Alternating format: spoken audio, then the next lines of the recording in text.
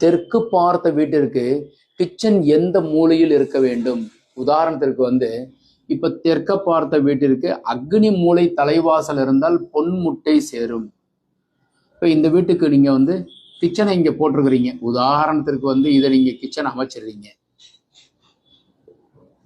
அப்ப இது தலைவாசல் வச்சுக்கிறீங்க.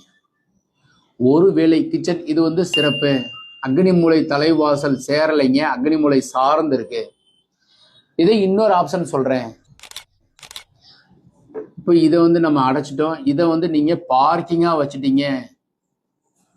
தெற்க பார்த்த வீட்டிற்கு அக்னி மூலையில கார் பார்க்கிங் வச்சு இதுல வாசல் அக்னி மூலையில வச்சுட்டோம். பொன் முட்டை சேரும், கத்த கத்தையா பணம் சேரும். இதுக்கு பின் வாசல் வச்சிடுறோம் ஈசானத்துல. இந்த மூளைக்கு உண்டான கிரகம் யாருன்னா சுக்கிர பகவான், அசுர குரு. இந்த மூளைக்கு உண்டான கிரகம் யாருன்னா குரு பகவான், தேவகுரு. ரெண்டுமே சந்திக்கும். ஏன்னா சுக்கிரன் உச்சம் பெறும் இடம் வந்து எதுனாக்கா குருவனுடைய வீடு. அதனாலதான் நேர் பார்வையா இருக்கு. அப்ப நீங்க வந்து என்ன செய்யலாம்னாக்கா அருமையாக வந்து இங்க வந்து நீங்க கிச்சன் அமைச்சுக்கோங்க. டாய்லெட்டு, கன்னி மூலை, பெட்ரூம். தெற்க பார்த்த வீட்டிற்கு முதல் சாய்ஸ் வாயு மூலை, இரண்டாம் பட்சம் கிச்சன் அக்னி மூலை. இது மாதிரி அமைச்சுக்கணும். கிச்சன் வந்து இதை ஒட்டி இங்கிட்டு வச்சுட்டு இங்கிட்டு கூட வைக்கலாம். ஒரு கால் இப்படியும் வச்சுக்கலாம். ஓகே ஃப்ரெண்ட்ஸ், லைக் பண்ணுங்க, ஷேர் பண்ணுங்க.